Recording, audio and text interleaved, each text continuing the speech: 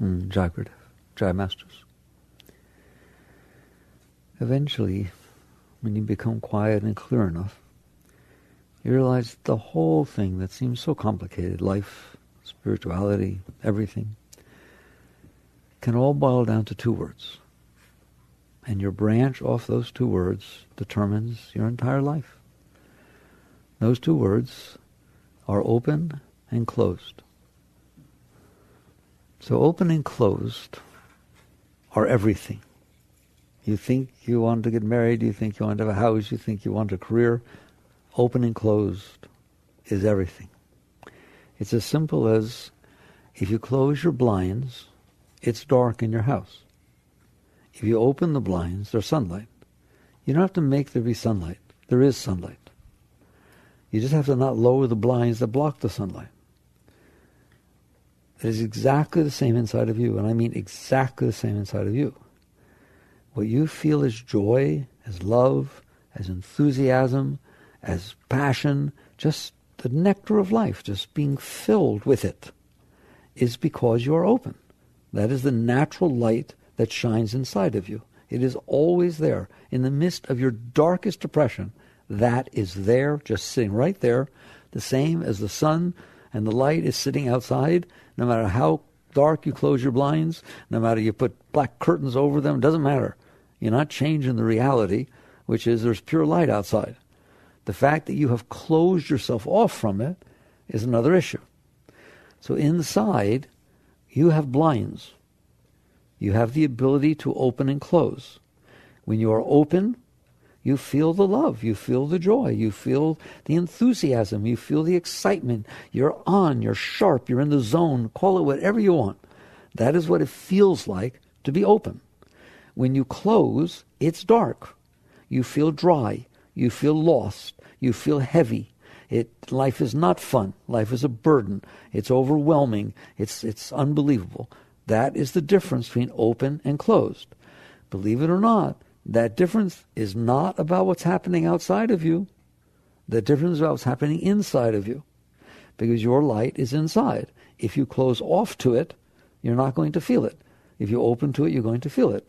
Now, I'm going to explain to you that as radical as that may seem or sound, and it may sound philosophical to you, it's not. It's the absolute truth, and you know it. You've known it every day of your life. You didn't need me to tell it to you. What do you mean? You have noticed, without realizing it, but you've noticed it, that when certain things happen outside, they cause you to open. You feel open. You feel love. You feel safe, whatever word you want to use. Certain people, certain places, certain things, when they happen, this openness takes place inside. And if I ask you to describe what it feels like, you're going to tell me, I felt love. I just felt this joy. You can tell me I felt excitement. They told me I could get that job. I got into the school I wanted. All right? And you just get all of this juice, don't you? The juice does not come from what happened. The juice comes because you opened by what happened. If you got into a particular school that you wanted to get into, and that was the one you wanted, and your parents wanted you to go somewhere else, or you were afraid you have to go somewhere else, my God, you're feeling tremendous juice. If that exact school you got into, but you didn't want to go, your parents wanted you to go to that school, but it's the last school you wanted to go to, and you got in and didn't get into the other ones, you're depressed. It closes you. You get all upset. It is not the event that carries the energy. It is the openness that happens to you because of the event that allows you to open. And when you open, you feel love, you feel joy, you feel enthusiasm, you feel excitement. And of course you love that. And then you make the decision to say, I love the school, I love this person, I love this job, I love that thing. If you say that, you're dead. Why? Because what it is that is happening outside will never stay, nor will your liking it stay. The more you get it, the less you care about it. It's called the law of diminishing returns. It's an economics law, all right? If they teach it to you in school, all right? The more you get it, the less you like it. That's just the way it goes. You get used to it. It doesn't ring your bell anymore. That's what you mean by ring my bell, turn you on. It means it causes you to open, all right? Now I'm going to explain later on why certain things cause you to open and they close somebody else. Or they turned you on 2 weeks ago and now they turn you off. Happens that way, doesn't it? Okay? It's understandable. But the important part to understand is that that's what's happening. It has nothing to do with really the energy about the outside event. It has to do with the fact that some outside events, when they come in, cause you to do this thing called open. And when you're open, the light comes in. The light is yours. The light is yours. It is not true that this person is causing you to feel love. Have them say one word that you don't like. I'll bet you don't feel love. Have them dance a little too close to somebody else. I bet you don't feel love. That person is not carrying the love bug. It is you that is doing this. You are opening. You are allowing yourself to open. And when you open, this energy, the sun inside of you, shines through. And you experience it because you're open. But when you close, then your consciousness cannot experience that because there's a blind in between, the closing. So the first thing to understand is it has nothing to do with the outside world. I know it seems like it does. I admit that it seems like it does. I admit that when certain things happen, they cause you to open and you get all excited and you really like it. Right? You understand when you walk through a museum and you're looking at different paintings or artwork, one of you can't get past one piece. It just blows you away. The other person wouldn't stand near it for all the money in the world. It is you that is doing this. It is not the art. You say, I'm very open to modern art. Somebody else says, no, I don't like it. I'm very close to that. I like Impressionist. All right? The key word is I like, I don't like. You think that it's making you like it. No, it's because you like it that you're feeling the energy. Because when you like something, you open, don't you? And when you don't like something, you close. It's like a self-fulfilling prophecy. All right? Oh, God, I like her. I hope she pays attention to me. All of a sudden, she looks at you. You melt. She caused me to melt. No, you caused you to melt. If you had said, oh, my gosh, she looks just like Lazarus, just like my sisters, right? And God, and I get along with my sister. I bet she's just like my sister. Hope she doesn't notice me. Have I exaggerated one iota? Pay attention. That's what's going on, but nobody will tell you that. What is going on is you are setting up the conditions in which you will open and the conditions in which you will close. You do it all the time. I don't like this. I like this. I hope this happens. I hope that doesn't happen. What are you doing? You are programming yourself to react to the event in that way. I would never be able to handle that. If it ever happened, I would die. Oh my God, that would be the worst thing that ever happened to me.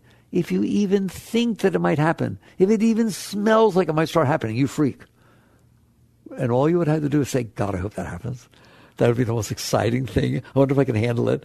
I can't wait to see. All right? Then it starts to happen. Whoa, you're a warrior. You're ready to go. You are doing this. They won't tell you that, will they? You're doing this. And the evidence is there every single time. If you get what you said you wanted, you open up, don't you? You feel safe.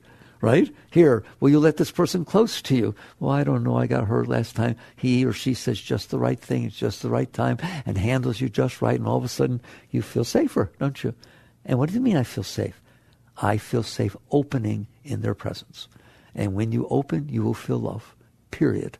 And all they have to do is wear the wrong clothes, say the wrong thing, be 5 minutes late, not bring the right colored flowers that you like, whatever the heck it is. And all of a sudden, we're not so open, are we? You are in there. It is your heart. It is your mind. That mind can be open and receptive, in which case you are enthused, attracted, interested in things. That mind can be closed and not receptive, in which case it's boring. You sit in a class, the teacher's teaching something. One student is sitting there totally enthralled in what's being said. They want to take down every single note. The other person, oh, let's be over. You did it. If you're not interested in what's going on, if your mind is closed to it, it's boring, it's terrible. And it's the same thing with your heart. If you feel safe, if you feel interested, if you feel open, then your heart opens, and then you feel love. But it is that act of opening that causes love.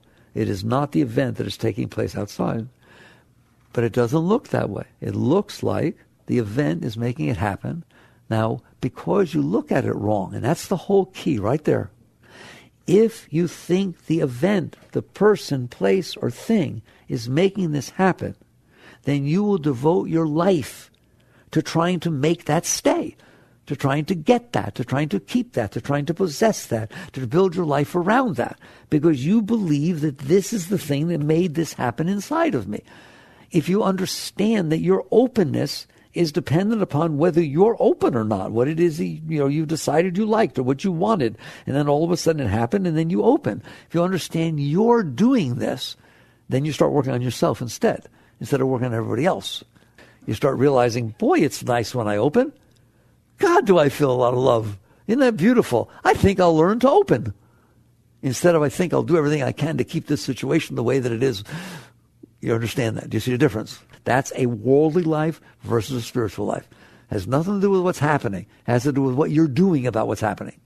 So I guarantee you, if you always wanted something ever since you were little and you dreamt of it, but you didn't get to have it and so on, and all of a sudden it showed up in front of you, watch out. Your whole life will turn upside down. You'll go running. I don't care if you're married, you're not married anymore. And if you've got kids, you leave them. Shh. If hat opening happens and you feel all that love and joy, nobody's denying the love and joy and excitement and enthusiasm are beautiful. They are the nectar of life. They are the meaning of life. They are the essence of spirituality. That's not the question. The question is, do you run after and try to manipulate people, places, and things around you so that you can keep yourself open? Or do you practice yoga and the inner work, which is, I'm going to learn to open. I'm going to learn to open. Then by all means, share. Nobody's telling you what to do or not do.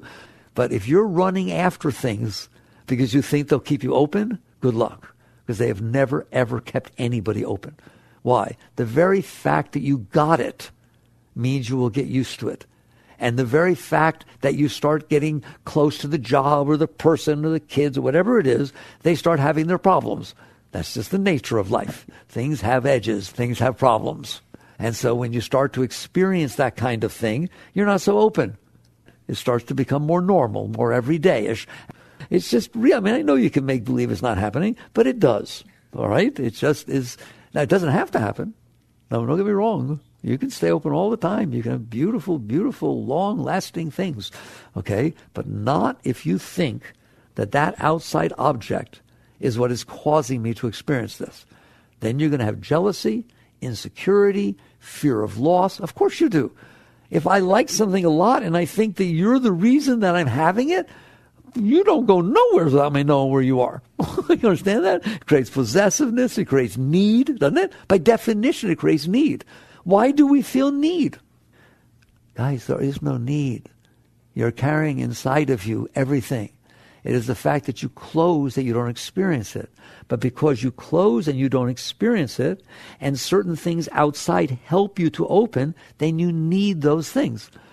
I need this person to feel love. I need this situation to feel secure. I need this to be right, and I need that not to happen. In essence, what you're saying is that makes me close, that makes me open, therefore I need that to happen, I don't need that to happen. Okay? There are no needs. There are no psychological, none. There are no psychological needs. Don't you dare let them tell you that. All right? You are whole and complete within yourself. If you close the blinds, there are a lot of needs. You need lights, you need electricity, you need someone to turn them on, you need something to do. All kinds of stuff needs to happen because you're living in the darkness. You open those blinds, there's light pouring in all the time. You're whole, you're complete. There it is. So that is what you need to understand about what's going on inside of you and your relationship to the outside world. You are the source of the love. Not anybody else, not anything else. You are the source of the enthusiasm for your job, not your job. That which turned you on when they first gave it to you, it doesn't keep turning you on because you get used to it. And so that whatever it is that made it open, right? Here, I got this job now. Everybody's looking at me. They're all jealous. Oh my God, I got this position. I have this office. I have this name. And okay, fine. So now you're there for a few years, or really a few months. All right. You're there. You got your thing. It's all there and nobody's looking at you anymore and you're not feeling anything. So what now? We got to get it again. That's need.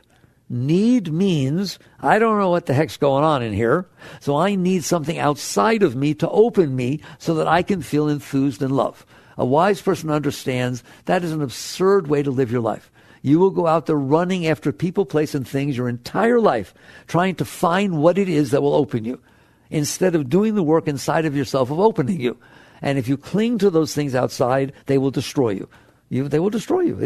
That doesn't mean there can't be beautiful jobs and beautiful relationships, but that's not how they happen. All right? That is laying the groundwork for destruction because you become dependent and you have dreams and hopes. These are terrible things. Oh, what are dreams and hopes? You think dreams and hopes are spiritual. They are not spiritual. They're spiritual compared to depression. All right, I give that to you. If you're going to be depressed and instead you have dreams and hopes, by all means have dreams and hopes. But you want to come out here and talk about spirituality, right? What are dreams and hopes? I'm closed. I'm not okay. I'm hoping and dreaming that something will happen in the future that will open me. Isn't it? So what are your hopes and dreams? They're admitting that you're not okay. They're admitting that you're hoping something will happen later. I'm dreaming of something that could happen later that will make me open and let me feel love. I'm dreaming of Mr. Right. I'm dreaming of Miss Right. I'm dreaming of my soulmate. Why? Because I'm closed and nothing yet has opened me. And there's this thing called a soulmate out there. They told me there was. Well, you better start looking because there's 7.5 billion people out there. So if you go out there and you believe that that's what's going on, you just built your house on top of sand because it's not what's going on. If you believe that I'm in here, somebody comes into your house and they're really, really nice to you and they convince you, or maybe they even pull on the blinds and, oh my God, this light comes in. All right. But when they leave, they have to leave. They let go, right? You're going to start to think that they're the source of light. You're going to start to need them. Do you understand that? Because the only time you can feel light is when they pull the blinds open. So you have to keep them over there. You have to get them over. You think they're God itself, for God's sakes. When the reality is a wise person wakes up and realizes, this is my world in here. That's what it means to wake up. This is my world in here. If it is not okay in here, I did it. If the blinds are closed, I closed them. If something makes them open, it's because I said it's okay that they open in the presence of this person.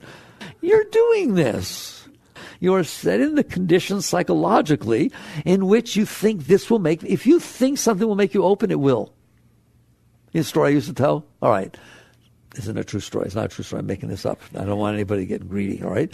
So there's a headline in New York of the Gainesville Sun tomorrow, all right?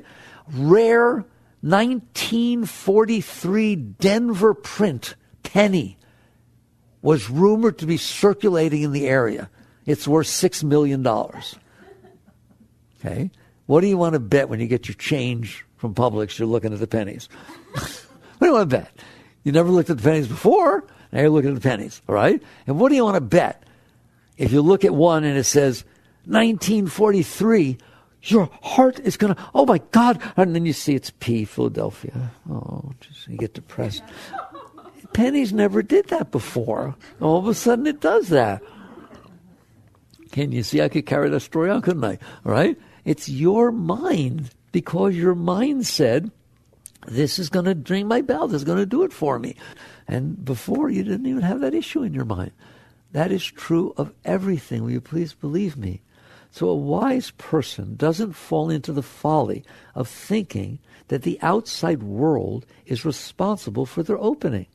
They take that ownership themselves. That onus is on themselves. This is my heart. This is my mind. If what I'm doing with my mind makes it conditional, so only the exact right thing will open me, maybe I need to learn to not do that.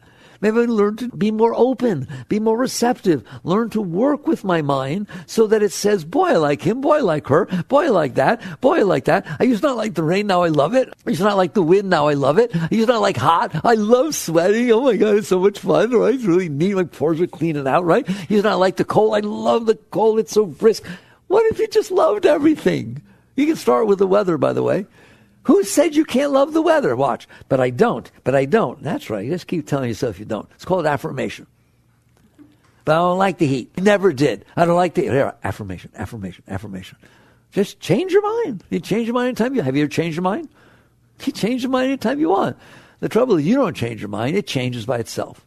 It changes its mind. I thought you didn't like motorcycle cars. Yeah, I was wrong. I hadn't met this one yet. Believe me, you'll change your mind again very shortly. Okay, the mind changes. It changes because something makes you open. And when you open, all of a sudden, life is beautiful. It's great for whatever reason. So you wake up and you realize what is going on. And I told you what's going on. That is, the outside world is coming in. It is hitting your preference system, your whole psychological system of likes and dislikes and preferences and fears and hopes and dreams. That whole thing you built in there over the course of your life based on your past experiences. It comes in, it hits that, and based upon how it hits that, You either open or close. That's all. I guarantee if it hits something inside of you that goes, oh my God, this is so scary, you're not going to feel open. You're going to feel closed. And if it hits something, wow, I never saw anything like that before. That's really exciting and interesting. I hope then you're going to open. So it is you that's doing it. And so a wise person wakes up, and let's talk about for a moment before we wake up what a normal person does. They don't pay attention to this.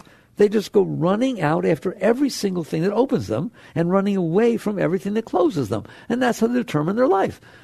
Right? There are people literally who are taught spiritually. Right? We had a young man a couple of weeks ago who asked me that question, that are taught, well, you're supposed to follow that which opens you and move away from that which closes you. Who taught you that? That's absurd. That's basically saying I'm stuck inside myself and that I'll let it steer.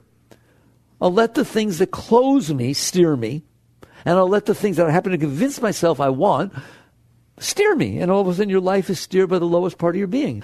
If you are closed, you don't want to run after that which opens you, because all it's doing is stimulating what closed you. There's a reason you closed.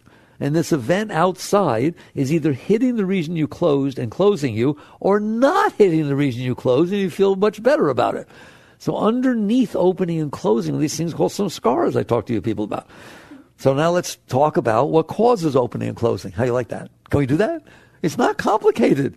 It is not in your DNA. It's not. Okay? I'm sorry. But I like the same things my mother likes. You grew up with a lady. She put the impressions on you.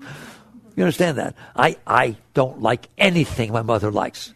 You grew up with a lady. She put the impressions on you. It's like a voodoo thing, all right? So what does it mean? Why do I open and close? Why do I open and close? Why do I open and close? We already see how important that is. If I open, then you go running after it. It determines your entire life, the quality of your life, who you're with and where you're going and where you live. Everything, the whole direction of your life can change in a moment because you opened, all right, and closed. I don't want to be living with him anymore. I don't want to do it. I already did. He said this. All right, I'm getting divorced and getting out. Whoa. What did he say? Boo. It's what he didn't say. Okay, this is very interesting. All right, it doesn't take much to close you, and if you're a normal person, don't you dare be a normal person. If it closes you, you run. And if it opens you, you run. You run toward and you run away. And you have no intent in your life. You have no compass. You have nothing. You're just running away from yourself and running towards yourself. You're the one who opened. You understand that? So if you run after somebody or something because you felt open, you did it. So you're running for, I don't know. All right, let's do it this way. Why do I open and close? And I don't know any one of you. I don't even want to know you. I can guarantee I know why you open and close. It is not complicated. You have had past experiences. Did I get that right? Okay, thought I did. You've had past experiences. And some of those experiences were pleasant. And some of those experiences were very much not pleasant. I guarantee you that the ones that were not pleasant, you suppressed. Typical Freudian stuff. You didn't want to experience it. You pushed it away inside of you. You did whatever you needed to get over it. I like the word get over it. See, you think getting over it is a great state. No. Letting it go is a great state. Getting over it means it's still there, underneath you. Look at our words. Aren't they neat? Right? I got over it. I worked that through, all right? Okay. It means basically I rationalized it, I suppressed it, I did a thing, so now I'm okay. It's still in there. How do you know? It comes up. It gets hit every once in a while. Can you talk about the subject nicely? No, I can't talk about it. Come on, there's subjects in there we start talking about, you start crying, don't you? Or start freaking out or getting angry or okay? This stuff's still in there. That's all you need to see. This is so important. It's so deep. So when you store the stuff inside, it carries all of its energy of the event. So if it was uncomfortable, you have uncomfortableness stored inside of you. If anything happens that reminds you of that, abstractly or directly, it doesn't matter. It could be anything. It could be that your father died from smoking, and somebody, your boyfriend you just fell in love with, oh my God, your heart's so open, is going to take you on this special trip to the Smoky Mountains. That's the end of that relationship. That's all it would take. You understand that? You got enough stuff going on in there. The word itself triggers it, doesn't it? Come on, you live in there. Doesn't take much, does it? Something looks like your mother used to look at you. Trouble is, he's a man. He doesn't look at you like your mother used to look at you, right? You just have the way your mother used to look at you stored inside. And so now when an event takes place outside, even abstractly, like I said, anything, it's free association world, all right? All of a sudden it hits that thing. And so what comes up is the discomfort that thing was stored with. And guess what? When it comes up with that discomfort, you don't like the thing that made it come up, by definition. No matter what it is, somebody else thinks it's neat. Somebody else, maybe last week you would have thought it was neat, but now it hits something inside of you that's uncomfortable. You don't know that. It's not like you're rationally watching all it. That's why it's suppressed. That's why it's in the subconscious. It's whatever word you want to call it. You're not consciously aware. Oh, look, there he is relating to my mother. Isn't this silly? I hope you are. I'll teach you to be. You should be. It's called witness consciousness. But people are not. So this goes on inside, and all you know is he said something, and I'm not comfortable. He didn't say something, and I'm not comfortable. He sneezed while I was telling him how much I loved him. OMG. Totally unacceptable. All right? His eyes wandered. I could see they shifted. All right? When I was saying something really important. Well, that's it for him. Isn't it? Okay? Especially if your father's eyes used to shift when you were trying to talk to him. Those shifty eyes, watch them. It left impressions inside of you. It's not your fault. It left impressions inside. And so now as the world unfolds in front of you, it hits the impressions. That's the way the psyche works. It hits the impressions. If they were negative impressions, and almost all of them are, and I'll explain to you in a moment why, you're not a negative person. You know darn well you got more negativity inside. You have more experience that were uncomfortable than comfortable inside of you. More things freaked you out than turned you on. And I'm going to explain to you why. You're not negative. It's absolutely normal that it be that way, but you better do something about it. So now if you store these uncomfortable things inside, the world is going to unfold in front of you, and you're going to feel uncomfortable lots of time, don't you? You can feel scared, feel insecure, feel self-conscious, feel embarrassed, feel this, feel that, whatever it is. It doesn't take much, does it, for it to get weird in there? Okay? It just gets weird in there. And you don't like that, so you try to do something outside that will make it feel better. So you just let the lowest part of your being, we trace it all the way back. What do you mean the lowest part of my being? The part that you couldn't handle when you were 6 got stored inside of you. Now something happened outside. It hit that, and now it came up. You feel uncomfortable, and so now you're leaving your wife. You're doing this. You're running off with something else. You're changing jobs. The event is driving you to your behavior patterns because of the lowest thing inside of you, this garbage you stored inside. The same thing happens with positive impressions. But you don't like when I talk about those. Why? Because you like when they get hit. And it's the only high you get now, right? Because you're so closed that if somebody opens the windows, wow, that was great. Trouble is they didn't stay open, did they? I want them to stay open. It's not that I want to take away your open. It's not about renunciation in any way, shape, or form. It's about right understanding about what's going on. So what do positive impressions do? You had a relationship when you were young, and it was really beautiful, and your heart opened for the first time, right? And you got along really well. And I like to tell the story that his parents moved before you had your first fight. Well, that's really dangerous, okay? Because now you have an impression sitting inside of you that's rather interesting, like all nice. You're in trouble. You're in trouble. You're in just as much trouble as if it was a bad impression. Why? Because you're going to judge every single thing from that moment forward based on that. Every person you go out with, everything you deal with, it's going to be held against this. Is it making you feel as good? Do you feel as safe? So you just ruined your life, right? Because you can't have a new experience because you're busy comparing the experience off of the past experiences.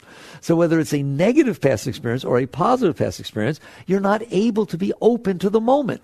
You only open based upon what opened you before. Hey, you want to go to Hawaii? I'm going to take you to Hawaii, darling. Right? Wow, last time I was in Hawaii, I went with my parents. It was so beautiful. I can't wait. Thank you so much, right? I can take you to Hawaii. I thought you liked me. When I went to Hawaii, last time I was in Hawaii, it rained all the time. And there were roaches in the hotel room. That thing's so oversold. Whoa. Hawaii's neither of those things. You got that straight? Hawaii has moments everywhere all the time. Your little stupid impression that you had for 10 seconds some years ago should not be governing Hawaii, should it? Come on, how little was that experience compared to the reality of the islands of Hawaii that had been there for a long time, and you visited once, 10 years ago, for a few days. But I'm telling you what I said is going to happen, isn't it? If that was a bad experience, that's what's coming up. Do you see what I'm telling you? This is deep. That's what's deciding whether you open or close. Your past experiences, the impressions that got left on you. So what's wrong with that? Everything. You can't experience the reality of what's unfolding in front of you. You can only experience it in relationship to what impressions got left inside of you, which are pretty much meaningless. At the same time you were having any given impression, how many other things were going on in the universe? 700 billion zillion. So why was the one impression you were having more important than all the 700 billion zillion you weren't experiencing? It isn't more important, but to you it's the most important thing in the whole universe. Why? It's the one you stored inside of you. And that's where it all comes from. All right? So that if you feel burning desires inside of you, it's because you've had let's talk about desire. No one will talk about desire. What is desire? Desire is, I am not open.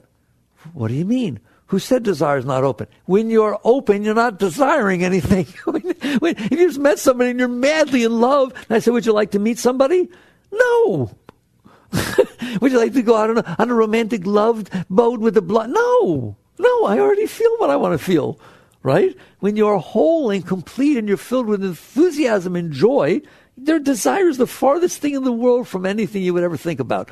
You understand that? You already have what it is that everybody else desires. Okay, so does the foundation, I've never talked to you about this, the foundation of desire is closed. When you are closed, you do not feel the light.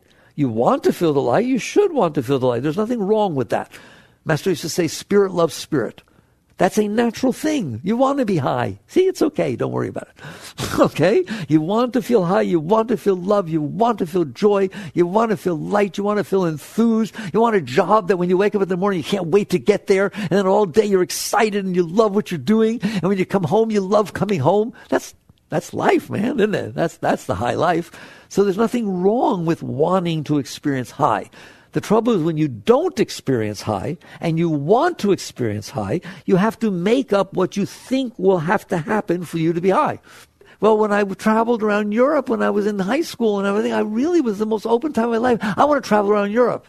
Holy mackerel, you're 43 years old. You were 18, 17. And believe me, it's not going to be the same. But to you it is, isn't it? Come on. Admit it, all right? You have that impression inside of you. And so therefore, when you're not feeling open, you portray this, and it's always based on your past experiences, not a single thing you're cleanly deciding for yourself, right? It is always these past impressions and how they make you feel, all right? And so basically you decide, if I have this, it'll be okay, but you don't have it, and that's a desire. I don't have it. It will make me feel good. It's what I need. Therefore, I don't put some serious energy into getting this thing. I'm burning with the desire to get this thing. Why? Why would you be burning with the desire to go around Europe? It's just something you experienced in the past. And therefore, you think it's going to make you feel high again. And boy, when that is thought like that and you don't have it, you feel desire. You feel a burning desire. You feel a yearning. And people want to come to me and say, desire is God guiding you. It is not. God guiding you is when you're feeling love and joy and you're completely filled with spirit. Now let's see what happens. Not, I am lacking, I am closed, and I need to find out what will open me, and I think I've decided what it will be, and it's you, so divorce whoever you're with and come and be with me, because I have this deep desire to be with you. Don't romanticize, understand. And it can have tremendous power behind it, because it has all the power of you wanting to be okay. Hey, a drug addict has serious desires for getting the drug. Just leave them off their drug for a couple of days and let's see how big the desire is, period. They will go anywhere to do anything and trade off anything, period. That's God guiding them, is it? No, I don't think so. What it basically is I am not okay. But I told you why you're not okay. You're not because you are okay. You're more than okay. But you're not okay because you close the blinds. And when those blinds are cold, it is closed, it is cold in there, it is dark in there, it is scary in there. Yes or no? All right? And you're lost. It's lost because it's dark. And so what you're trying to do, and it's normal that you would try to do that, is find something, create something, do something, whatever, to make it so that it causes an opening. Okay, that's one way to live your life. It's fine. It's how everyone else lives it. Don't feel funny about it. Okay? And no one, I told you one thing, I do not teach renunciation. I don't even understand how they got so lost to teach renunciation. Because what renunciation says is, I'm closed. This is what I believe will open me and give me the ring and do everything right, but I'm not going to go after it. You understand that? All right, that's not the path. That's not the path. It is not about renunciation, ever. It is about right understanding. It is about realizing I have a mess in here because I'm closed. And my whole psyche is built on top of this closed. All what I like and what I don't like and what I need and what I don't need and what I fear and what I desire is all built upon the fact I'm closed. How do you know that? Wait till you reach the point, and I pray that you will, where you're not closed anymore. Ever. Not only are the blinds open, you took them off the windowsills. They're not even there. They don't close. Ever. Right? No desire, no fear. Of what? What you fear is that something will close you and you will get hurt. What you desire is that something will open you and you will feel good. What if you're already feeling good? What if you're feeling wonderful? What if you feel love all the time? What if you feel inspired by anything that happens to you? This job, that job, this task, that task, dishes, doesn't matter. It turns you on. It just turns you on to do it. You get to do it. You get to express the beauty that's inside of you. That's what it means to do the dishes. I get to do them? Oh boy, oh boy. And you play with how much soap, look at the soap is fun. And every single time you do it, you're having fun. You're enjoying it. Why not? You're doing it anyways. That's what it means to be open. All right? There will not be any desire. What would you desire? You already have everything you ever wanted going on inside of you. It's called fulfillment. So don't think contentment is a boring state. People just misunderstand everything. He's a Buddhist.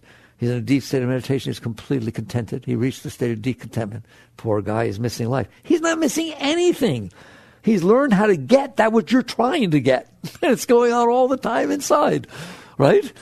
Are you really losing out if you're so filled with love you can't see straight, but you happen to be sitting in a room by yourself? No, you're the luckiest person ever lived. Nothing will ever disappoint you. It'll never go away. Doesn't mean you don't come out and share it. Nobody's saying it's, life's an interactive sport. But if you're going out there because you're not okay and you're trying to get things and do things and take things and avoid things so that something can change inside of you, you're a mess. You're like everybody else. That's what everybody's doing. That's why the world's at war. That's why there's all this stuff. Have you noticed that everybody needs it to be the way they want, including you? And how many people agree with you? Not so many. So you end up with this total mess because everybody's out there not okay, trying to turn themselves on by getting what they want and avoiding what they don't want by manipulating and controlling the world around them. So spirituality says there's another way to do this. And it's really much more simple, much more simple. Don't close. Now, that's very subtle. Notice I didn't say open, because you wouldn't know how to open for all the money in the world. You wouldn't have the slightest idea. Do you understand that? Not one of you have the slightest idea how to open your heart. But you know what you do know how to do? Close it. Don't you? You do it all the time. Somebody says one word. You defend yourself. You protect yourself. You close it down. Do you understand that? You know how to close that heart, don't you? So it's two sides of the coin. One is opening, and the other is not closing. So I don't teach opening. I don't teach go out and find something that opens you to do something. No, right? I just want you as you go through your normal life, just your normal life, everyday life. Don't change a thing. Just as you go through your normal everyday life, I would like you to watch how often you close. How often you get on. Here, somebody shows up to take you out on a date and he's wearing a bow tie. Wait till you open that door and see that bow tie for the first time. Okay? It's like, bam! It's just closed. You're closed. The bow tie did not close you. You closed you. Your mind said, oh my God, a bow tie, right? And your mind closed your heart. You didn't have to do that. So your sadhana, your spiritual practice, becomes don't close. What does that mean? It means just what it says. It means somebody shows up with a bow tie, you see the tendency to close, right there you say, do I want to close or not? I was feeling really good and excited about going out with this person. I've been all day. I talked to my friends. I was so excited. I got dressed. The thing was excited. You're going to let a bow tie take away your love and take away your excitement. And yeah, no.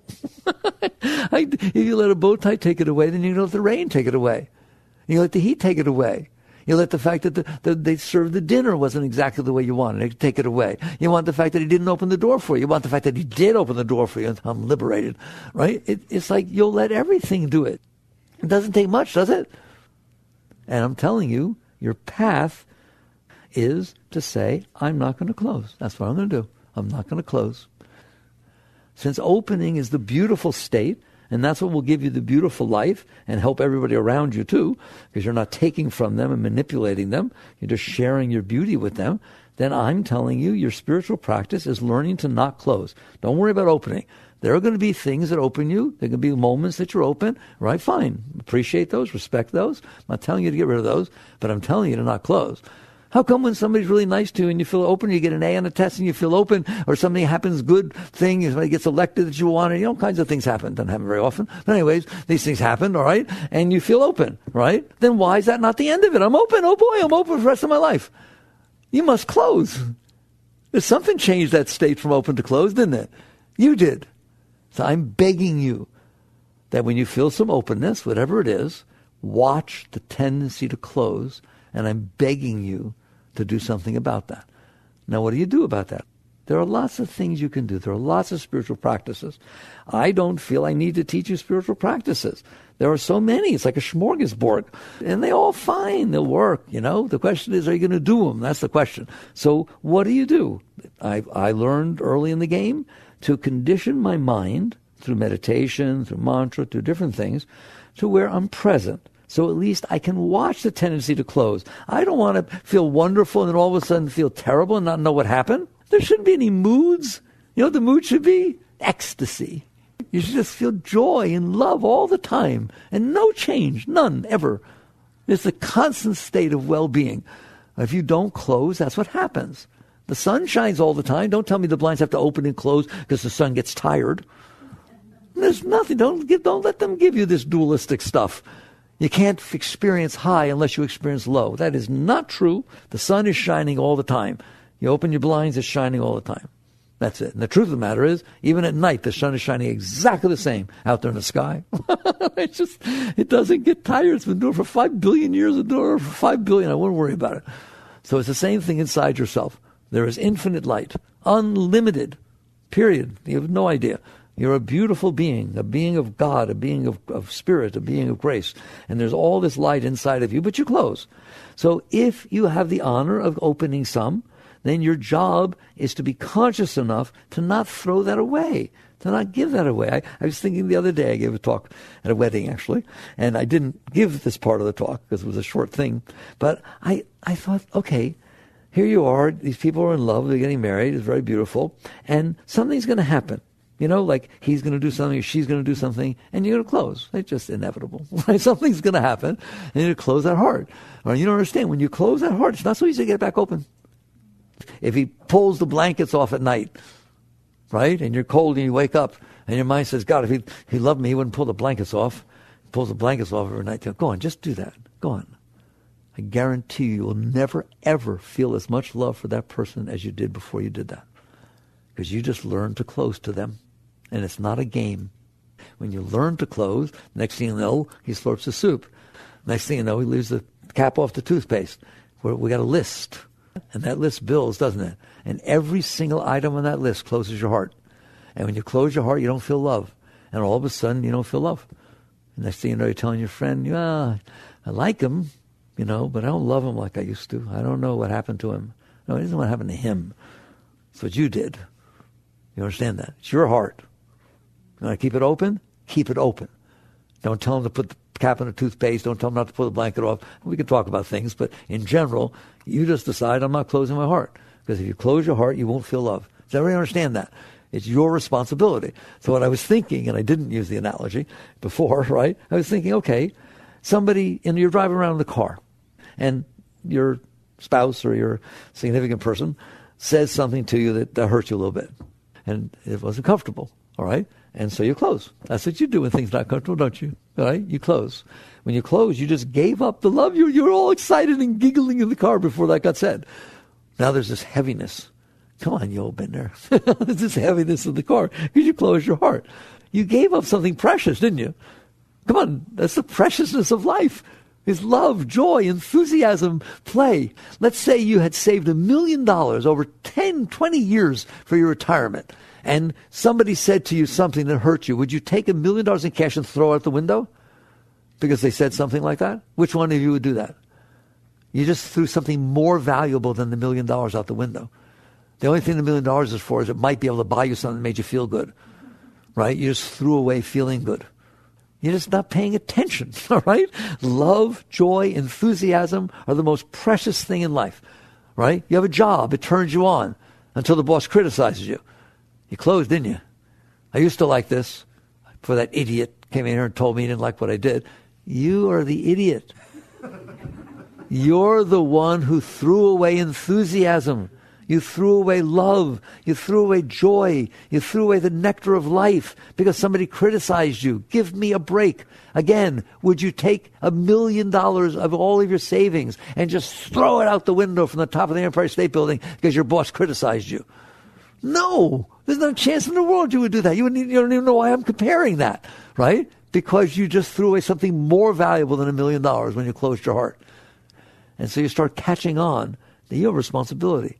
You want to feel love? Don't close your heart. You want to feel joy? Don't close your heart. You want to feel enthusiasm? Don't close your heart. Ever. Now, you're not going to be able to do it ever, but let's just start with, you can eventually, but let's start doing the simple things. Don't close your heart over the weather. God, I was happy till this humid. I can't handle this. What are you doing? You just closed your heart over weather. Don't close your heart because you got a scratch on your car. Come here, look at it. I don't see it. Go look. Oh, I see. The sun has to hit a certain way. Yeah, it bugged me, man. I'm so proud of you. You just gave away everything for nothing.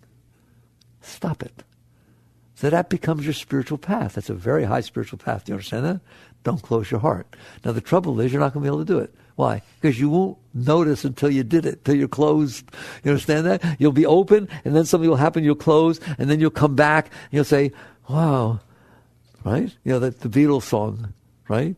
Here comes the sun, right? It's been a long, cold, lonely winter. In other words, I'm opening up. It's starting to shine again. You'll come back, and you'll realize you're closed. And maybe a year later, a couple of years later. No. Do what you need to do to become conscious enough so that when the event happens, you notice that the heart is starting to close, and then do something about it. What? Okay, I've taught you this. It's almost like techniques. I tell you I don't give techniques, okay? One, the lowest level, but it's fine, is use thoughts to offset the thoughts. So, for example, he pulls the blankets off, okay? You wake up, it's cold. And the thoughts go, what's the right time to sleep with that blanket? And all of a sudden you start saying, it's so nice to have a man around the house. That was a song from South Pacific or something, all right? And so you sit there and say nice things like, do I really want to be by myself? Isn't it nice to know there's somebody else, close enough to me to pull the blankets off? I don't know, right? Do not let your heart close. So that's using positive thinking. That falls under the category of positive thinking. You're all taught positive thinking. It's fine. It's believe me, there's much higher ways to deal with it. But positive thinking, as opposed to closing, if what's happening, it's closing, but I can stick my foot in the door, that's better than letting it close. So positive thinking is using your will, but first you have to be present and to be conscious enough to notice, here she goes again, all right? And do something to neutralize the mind, to put something more constructive or positive in there, so at least it doesn't close as much. And then what happens is, if you do close some, but not as much, it'll start to open back up sooner because you didn't close as much. You understand that? The moment, and I mean the millisecond, that you see it start to open up again, right? Don't sit there and defend yourself for closing. Don't sit there and blame the person because why'd they have to be like that? I told them that. No. The moment it starts to open, say, hi, welcome back. You're so well. Just be positive, open. So stay open longer, right? Don't close as deep and then come back as soon as possible. It's a game. Like video games, and you sit there and play a video game with yourself. Just make it the most fun in the world. It's not called Pac-Man, right? It's not called, what's it called? Grand Theft Auto. This is Grand Open Heart. or Grand No Clothes. And you just sit there and make a game out of it, all right? I swear it is so much fun. And the rewards are phenomenal. You get an instant reward. right? If you go and buy something, maybe it'll turn you on tomorrow, maybe it won't. If you don't close, you are by definition turned on more than you would have been if you closed. So this is called raising yourself. So one is first you have to become conscious. That's what meditation's about. That's what mantra's about. That's what all these different things are about, which is I'm here and I'm noticing what the mind is doing. Well, that's very intelligent. When I drive my car, I notice which way I'm going. How about you? I don't just all of a sudden let go of the wheel and jump in the back seat and try to see what one of them be okay now. Not one of you have ever done that when you're driving the car 60 miles an hour down an expressway. Have you? Well, why do you just let your mind do whatever it does? No one's watching, no one's paying attention. All of a sudden it's out there blaming somebody for something or thinking about something that happened 10 years ago, getting all depressed, right or wrong, right? Next thing you know, you start watching your mind. It's destroying your life. Be present. That's mindfulness. Be present. And then start to work with yourself. One should raise the self with self. The Gita says that. One should raise the self with self, not trample down the self. You are in there. You have a responsibility to raise yourself, not just give in to these impressions and however they get hit. So one way, I'll just go through quickly, one way is positive thinking. The other way is you get something going in your mind, like a mantra, whatever they call it a mantra, it's called a repetitive thing in your mind, and you shift your consciousness to it off of the thing, the mindset that would have closed you. It's always your mind. Your mind starts thinking negatively. Next thing you know, your heart closes. So if you just do something in there, love, love, love. I tell you, you don't have any other one? I can handle this. I can handle this. Or I'll give it, want the highest mantra? I will never close. I will never close. I will never close. That's really nice. That's a good one. Or you can do Om Namah Shivaya. It's one of the traditional mantras. Whatever you want. There's lots of them floating around there, right? You can do whatever you want. Get it going inside your mind to where when you take a shower, it's going on. When you're talking to somebody, then you stop talking, it's going on. That's kind of neat. Train the mind to say this thing. When I've been chanting a lot of the Sai Baba mantra, right? I just notice this is going on in my mind all the time, right? What does that mean? That means when I stop doing whatever I'm doing, I settle back into this neutral thing. I can still see that what would be going on if I wasn't doing that. Sometimes I'll just say, oh, he would be worrying about this or thinking about this or planning that, of which nothing ever happens. 99%, I used to say 95, I've watched more carefully lately, 99% of whatever's going on in your mind never happens. It's thinking about, what if she says this? No, all right, it's thinking about, if only I had said that about a conversation you had 10 years ago. I don't think that's highly meaningful. I'd rather do the mantra. All right. Well, what if when I'm older and my kids put me in a nursing home, like Sally's parents, those people that are complaining with, you're 15 years old and you're doing this with your mind. I'd rather do the mantra. I'd rather have something constructive or neutral going on. Then what happens is somebody says something, somebody does something, and all of a sudden your mind starts getting negative, and you instead shift your consciousness to I'm calling it mantra, to this repetitive thing that you're trained in your mind. And all of a sudden your heart doesn't close. Why? Because it's an open thing. It's just a nicer open thing. And instead of the mind going where it would have gone, all of a sudden the heart doesn't close. So these are techniques that are given to you. So there's positive thinking where you neutralize. There's training yourself to have something nice going on in your mind that you can shift your consciousness to so it doesn't get involved in this meaningless garbage. The vast majority of times you close your heart, you're doing it to yourself. You're literally just thinking about things that happened in the past, thinking something could go wrong. And so you're just making your heart close because of the way you're using your mind. And then the third one I always teach you is the highest. But you won't be able to do it right away. But I'd like you to have it, which is you're in there, you're conscious. The moment the mind starts this noise of going south, all right, just doing its stupid thing, relax. You just relax. Because if you're relaxed, you can't engage. To engage in something, you have to lean into it. You have to be engaged in it. If you relax, you judo, right? If you relax, it falls right past you. If you relax, but it's hard. It's hard when it starts going negative, but you'll learn to do it. You just relax and release. And all of a sudden, the energy, instead of being suppressed or expressed, is released. You didn't get over it, you let it go. And you're going to start to feel this flow of energy releasing up. It just goes up. And it's gone. It's gone. And all of a sudden, that which would have bothered you didn't, and it won't. All right? And then it doesn't leave an impression inside of you, and you start to cleanse. All right? So that's the basics. I wanted to talk about opening and closing. See how important those things are now? They're your whole life. You admit they're your life. They're everything you run after, right? But if you're running after somebody or something because you think it's going to open you, Master used to say, Master used to do that. Yoganandus, he's an interesting guy. He teaches these older people, these classes. A lot of older people came to his classes. And a young couple came once. They were madly in love, and all the older folks were jealous, right? And they talk and thing. And Master once turned to him and said, come back in 5 years, and let's see where their love is, and let's see where my love for God is. All right? The love that goes on inside because you let go of the garbage that's closing you will never betray you. It will never change. There is no divorce. There are no arguments. There's just love. That's what's called divine love, right? It's pure love. You went to the source of love. It does nothing but get greater and greater as you let go more and more. Versus if it is conditional upon people treating you a certain way, acting a certain way, looking a certain way, you've been around the block, right? It shines for a while, but it doesn't always stay, does it? This love does. But that is the foundation of a beautiful relationship. If you're filled with love, share it. How would you like to be in a relationship with somebody who never closed? No matter what you did, no matter what mood you went through, no matter what you were, they were just right there for you all the time, exactly the same. You just knew that light was shining, and oh boy, that wouldn't be bad, would it?